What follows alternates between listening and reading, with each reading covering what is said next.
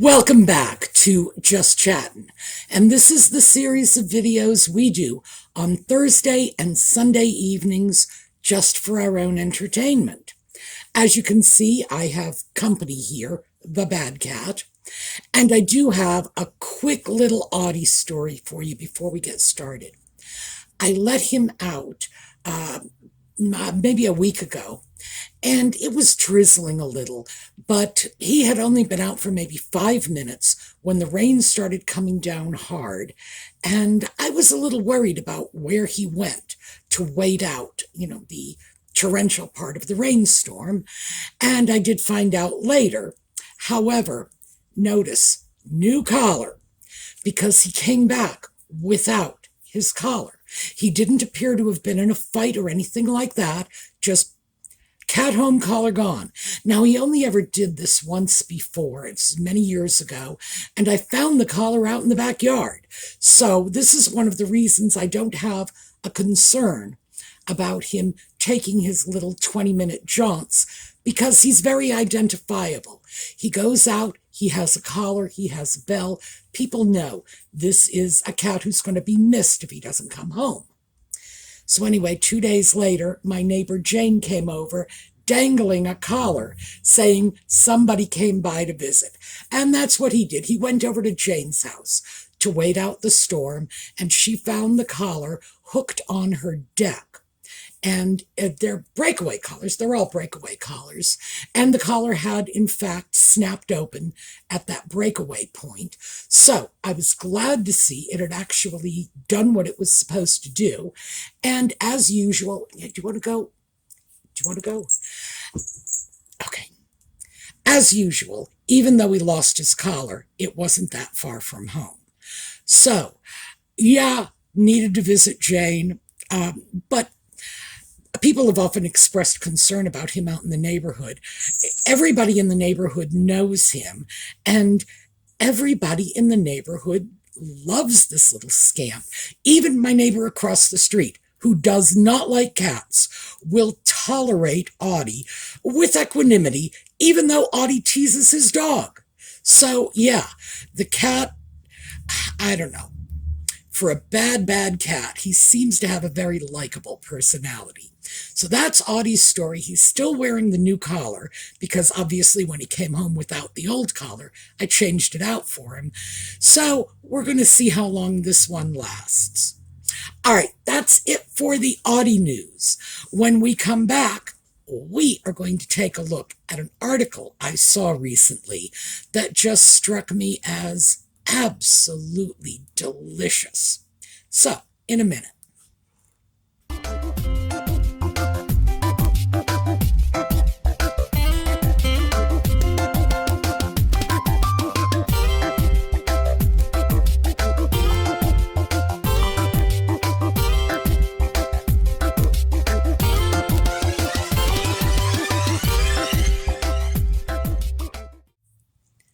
So before we get into the article, I want to tell you a little bit about the publication, because that's really the main point of this video.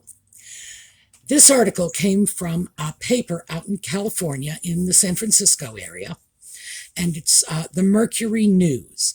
Now, this is a very old, long-established paper. It's going on 200 years old. It was founded in the middle of the 19th century. I first became aware of it back in the 60s, when I became aware of everything. And at that time, it was something of a popular publication with the counterculture, because Mercury was very sympathetic to our weirdo hippy-dippy values. And so, of course, we thought they were great. They had to have been under 30 because we didn't trust anybody over 30. And at that point, I thought of them as a liberal publication. Again, sympathy for the hippy-dippy values of the late 60s. As time passed, 10, 15 years later, they were at the forefront of that tech bubble out in Silicon Valley. So there they were, championing this new computer technology. Also, In the meantime, they had begun publishing in Spanish and Vietnamese, as well as English. And I think they may have been, if not the first, certainly one of the first newspapers in the United States to do this. So they were always very open to diversity and very embracing of minor ethnicities. So we've got the hippy dippy thing from the 60s, this sort of, diversity mindedness from the later period, which I think really began in the 70s, and then the Silicon Valley tech, we all remember the tech people in Silicon Valley. They were young, they were overpaid and overeducated, and that was the first generation that was really kind of woke. So again, I always thought of this as a left-wing publication. But here's the thing. It's hard to say left-wing, right-wing. Some publications are just middle of the road, and it depends on the individual writing the article in question. But up until quite recently, most of the news stories that presented Nutmeg and her pet sock puppet in an objective light, most of the publications that was willing to look with a critical eye, and by that I just mean fact-checking. I don't mean looking to poke holes in everything, just fact-checking. Most of those publications were conservative. Meghan and Harry were the darlings of the liberal media. Their press coverage was favorable, uncritical. No one was willing to challenge them, even in the face of lies and false representations over and over and over again that were coming out. The U.S. press still handled them with kid gloves. If you wanted more of an objective look at what they were doing, you had to go to the UK, you had to go to Australia, you had to go to New Zealand and their press outlets to get something that was balanced enough and fact-checked enough to give you some degree of confidence in its reliability. Because the stuff coming out of the US was, well, it was just practically PR statements rehashed with some pictures. And believe me, you can still find a lot of that now. But what I have been noticing, and here's the key point, is now some of these harsh articles are coming out in outlets that have a history of a very liberal outlook. It's no longer, just the outlets that are pro-Trump and pro-MAGA and pro-whatever. No. Now it's the publications that have come out in support of liberal political candidates again and again, liberal positions, all-inclusive. Let us publish our newspaper in a variety of different languages. Let us take a look at the high-tech entrepreneurs of Silicon Valley, that sort of thing. And the tide, I'm not going to say is turning, the tide has turned when we can find articles like this in publications that have traditionally been very liberal for many decades. So, with no further ado, I'm going to give you the article, and it was, because this is a very user-friendly newspaper, so they do offer recorded versions of their articles. So this is the article, and this is their recorded version of it. Here you go. Nightmare. How Prince Harry and Meghan Markle burned bridges in Hollywood.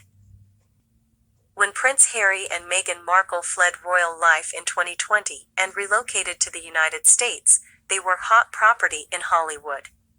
But 4 years later, some in the industry believe that the Montecito-based royals have worn out their welcome, according to a new report in the entertainment news outlet The Wrap. While the Duke and Duchess of Sussex are in the midst of another major rebrand, The Wrap reports that they squandered opportunities with Spotify, Netflix, and other companies to become powerful media moguls, failing thus far on a promise to produce hit movies, award-winning documentary series, and high-impact podcasts. What went wrong? According to The Wrap, the renegade son of King Charles III and his American former TV actor wife have aggravated a long list of exhausted agents, producers, and other industry veterans with their iron-fisted desire for control, combined with a lack of experience. Their troubles in Hollywood appear to mirror what's happening in their own production company, Archwell, which has seen a revolving door of executives, The Wrap also said. Everything with them was fraught and complicated because they wanted complete control, one Hollywood creative who has worked with the couple told The Wrap.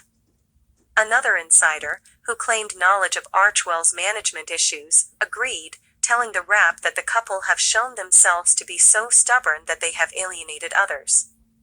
It appears that they just want what they want and won't take advice, the insider said.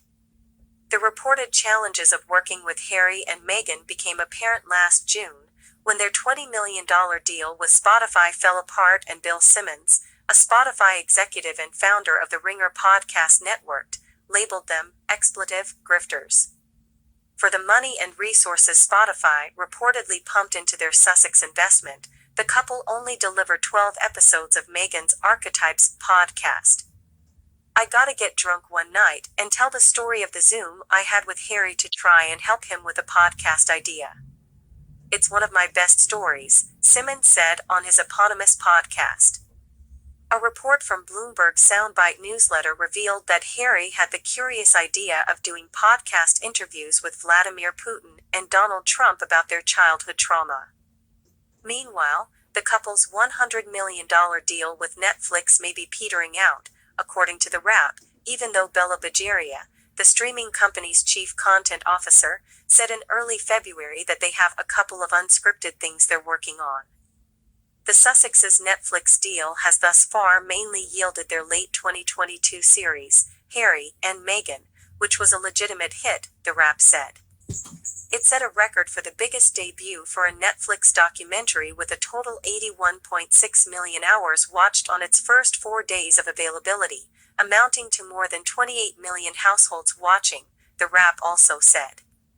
But critics say the docuseries generated so much buzz because it focused on the couple revealing royal secrets about their difficult relationship with Harry's family, from whom they are estranged. At the same time, production on Harry and Meghan was difficult, The Wrap also said. One source said that dealing with the couple was a nightmare because they were fiercely protective about how their story was told. Harry and Meghan made the collaborative process very hard. To the point that there was no collaboration at all, the insider said. Netflix also produced the generally well-regarded Heart of Invictus, which focused on Harry's international games for wounded servicemen and women. But other projects were shelved or are nowhere close to production, The Wrap said. Taking on Harry and Meghan was a great coup for Netflix, UK-based public relations and branding expert Mark Borkowski told The Wrap. It probably got a lot of eyeballs and subscriptions, but they, Harry and Markle, never delivered. As for the couple's rebrand, it's not their first effort to try to find new ways to promote themselves as entertainment innovators, humanitarians, or global thought leaders. Last month, the couple launched Sussex.com, their third website in 4 years, with their representatives saying it would bring their various charitable and commercial endeavors under one umbrella. Critics say the Sussex.com site mainly serves to amplify the couple's connections to their Duke and Duchess titles, as well to the monarchy, even after they spent the past few years alleging that the institution was dysfunctional, out of touch, cruel, and possibly racist. Perhaps as part of this rebrand, Harry has shown a desire to repair relations with his family, making a quick trip to London to visit his father last month after he was diagnosed with cancer, and telling Good Morning America about his love for his family. People claiming to Harry's friends also floated the idea to the Times of London that he could temporarily return to royal duties to help out while his father undergoes treatment for cancer. But sources close to Prince William immediately shot down that idea, saying that the heir to the throne remains so angered by Harry's attacks on the monarchy that he would block any of his brother's attempts to return to the firm. Meanwhile, Meghan hopes to make another go at podcasting, announcing that she has signed a deal with Lemonade Media to produce a new show and to rerun her Archetypes podcast. However, the company is small, unlike Spotify, and is not expected to provide a big payday, the Wrap said.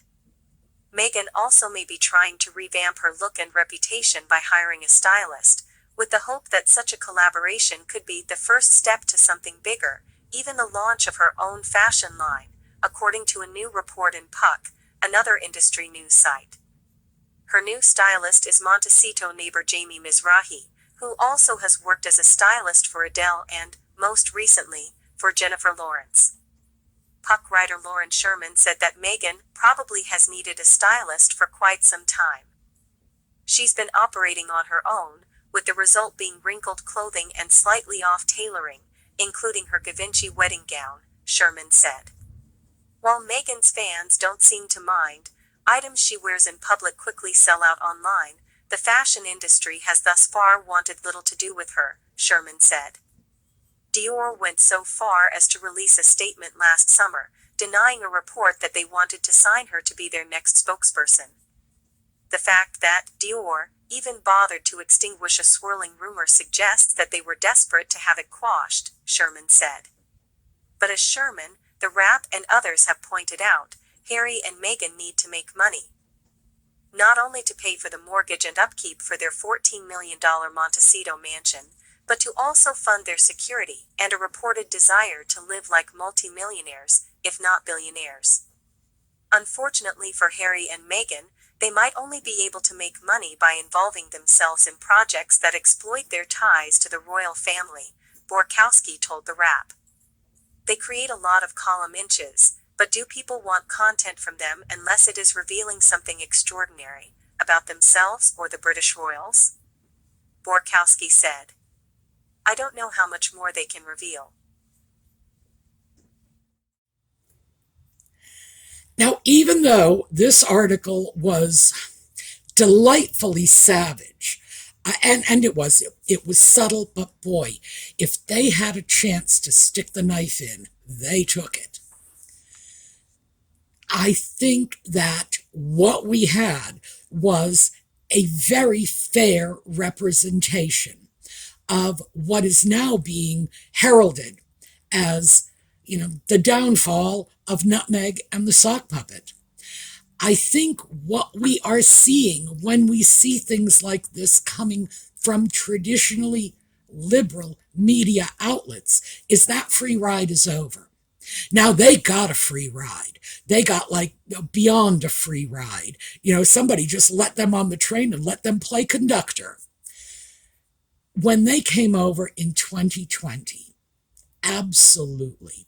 The press was just delighted. Isn't this wonderful? We got a prince over here and la, la, la. And it was favorable enough in the coverage so that no one was picking apart the lies and the discrepancies and the one story today, a different story tomorrow. Everything was just sailing by. The publications that were picking up on things like, Nutmeg having to apologize to a court for misleading them, that was out of the UK media, not the US media. So I've noticed the change probably about the last 6 months, because as I'm sure you can imagine, I do a lot of research with publications to see what is being said about Nutmeg and the Sock Puppet. It's part of what I'm presenting to you in these videos. So I pay a lot of attention, and I like to go over to some of the smaller publications because very often they are the voice of the grassroots people. They are not speaking the party line of the massive conglomerates that own them and set the agenda. They are speaking to their subscribers in their communities who are buying their papers. Those are the people that they are servicing with their publications. So you end up getting a much better look at what Joe and Jane on the street are actually buying, and therefore what resonates with them, what they want more of. So, yeah, we're not just seeing the tide turning. The tide has turned. And Nutmeg and the Sock Puppet are no longer the liberal darlings they once were. So it's not just Spotify and Netflix and all of the Hollywood people who are running and hiding when they see these two coming. No. It's now starting to be just people with liberal values are attempting to distance themselves as well. So if they lose the liberals, well, they've lost Hollywood. They've certainly lost all of their broadcasting resources. The fashion houses are not touching them. And if the liberal politicians and their supporters are not touching them, what do they have left? Precious little. So for those of us who have been watching this and hoping that something someday would come along to shut these two up, I think we may be on the verge of that. They are losing their foundation. And once their foundation is gone, what are they? Because they're all smoke and mirrors anyway. It's not like they have any legitimate skills or talents or experience or opinions or education or what gives them their value. And to date, their value has been strictly tied up in their ability and willingness to trash their families. And I mean their families, both of them. So, yeah, once that is gone, what do we have? I would say there's a very good chance we will finally have quiet in the house. All right, before I go, I do want to mention my last video, I had said at one point in there, because I covered a number of subjects, that I thought it would be a good idea if the palace would release a photo of Catherine, just to show the world that she's okay, because the rumors were getting crazy and getting out of hand. And I got a tremendous amount of blowback for that. And in my defense, most of it was pretty unjustified, because I never said I thought Catherine owed anybody a photograph or that she must do this, simply that I thought it would be a good idea if they would do this to quell the rumors. So as it turns out, of course they're not listening to me, this was just random chance, a photo did come out. And that's what we have here. It is a photo of Catherine and her mother in a car on a street. Now, I've heard people say this was part of a school run and she shouldn't have been photographed. No, I don't want to hear she shouldn't have been photographed. When you are in a car on a public street, you have no expectation of privacy. That's how the law is here in the United States. And I cannot imagine that with the people of London being the most surveilled people on the planet, that it's somehow different over there.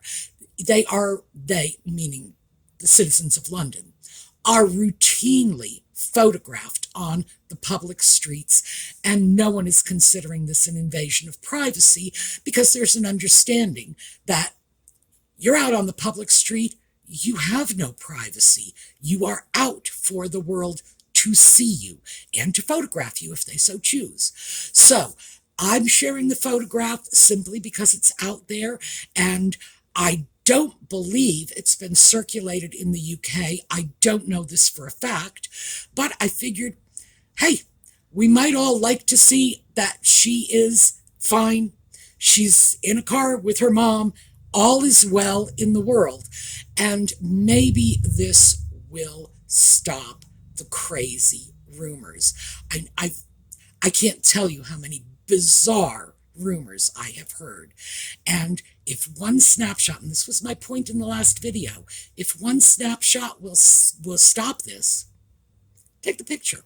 What's the big deal? And somebody else did it. So here you go. Catherine is alive and well, and we can ignore the rumors. No truth to them at all.